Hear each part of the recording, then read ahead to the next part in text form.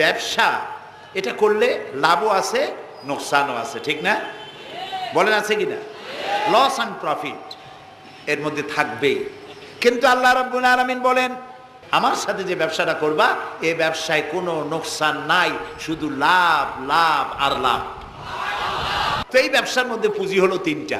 একটি হলো আল্লাহর প্রতি ঈমান, রাসূলের প্রতি ঈমান এবং আল্লাহর রাস্তায় জিহাদ করা মাল দিয়া, জান দিয়া।